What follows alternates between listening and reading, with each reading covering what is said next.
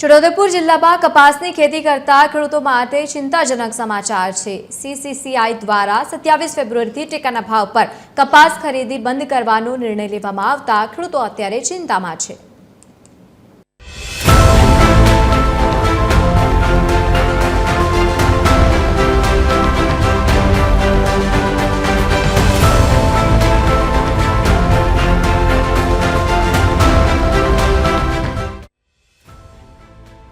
છોટાઉદેપુર જિલ્લામાં ખાસ કરીને કપાસની ખેતી ખેડૂતો કરતા હોય છે અને આ વર્ષે કપાસની ખેતીમાં સારું એવું ઉત્પાદન આવ્યું છે। ત્યારે હવે CCI દ્વારા ખરીદી બંધ થવાને કારણે ખેડૂતો સામે મોટું સંકટ ઊભું થયું છે। હવે તેઓ કપાસ સંગ્રહ કરીને રાખે કે પછી ખાનગી વેપારીઓને ઓછા ભાવે વેચવાની બાબતે ચિંતિત બન્યા છે।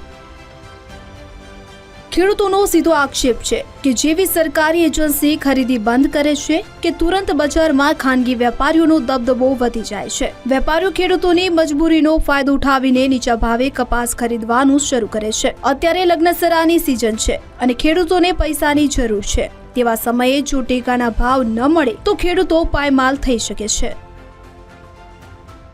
CCI ની ગાઈડલાઈન પ્રમાણે 27 તારીખ સુધીમાં તમામ ખેડૂતોએ કપાસ વેચી દેવું એમને જાહેર કરેલું છે। 27 તારીખ પછી જો CCI ની ખરીદી બંધ થાય તો ખેડૂતોનો કપાસ જે એમને ઘરોમાં સંગ્રહ કરેલો છે, ખેતરોમાં પણ છે અને નવી ફસલનો કપાસ આવવાના છે, એ બધો કપાસ જો CCI ની ખરીદી બંધ થાય તો વેપારીને આપવાનો થશે અને વેપારીને આપવામાં ખેડૂતને પર ક્વિન્ટલ 2000 રૂપિયાનું નુકસાન થવાની ભીતિ છે।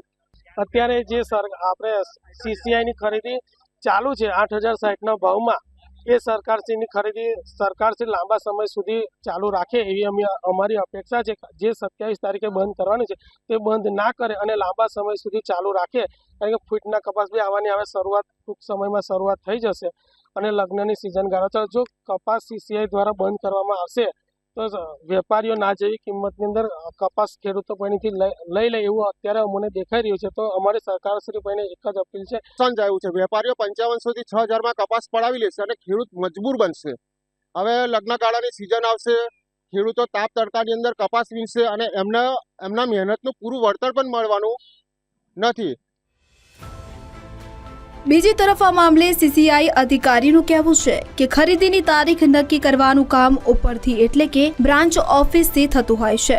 સ્થાનિક સ્તરે તેમને જે આદેશ મળ્યો છે તે મુજબ 27 ફેબ્રુઆરી છેલ્લો દિવસ છે। જો આગામી દિવસોમાં નવા આદેશ આવશે તો તે મુજબ આગળની કાર્યવાહી કરવામાં આવશે।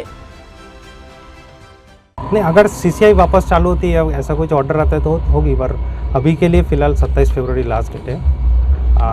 खेडूत को पिछले बहुत दिन पहले से घोषित किया गया, सभी को न्यूज़ में भी दिया गया है कि ये लास्ट डेट है, तो जैसे कि उनको कोई तकलीफ़ ना आए तो उस हिसाब से कपास हमारे CCI में 27 फरवरी तक बेच सकते हैं। स्लॉट भी सभी के लिए ओपन है, अभी स्लॉट भी खाली भी है, कोई भी खेडूत अगर चाहे अभी तो स्लॉट बुक कर सकता है। હાલ તો છોટાઉદેપુરના ખેડૂતો એક જ માંગ કરી રહ્યા છે કે ખરીદીની મુદત લંબાવવામાં આવે, જેથી જે ખેડૂતોનો ઉતારો મોડો આવ્યો છે તેમને આર્થિક નુકસાન ન વેઠવું પડે અને ટેકાના ભાવનો પૂરતો લાભ મળી રહે। અજય જાની, TV 13 ગુજરાતી, છોટાઉદેપુર।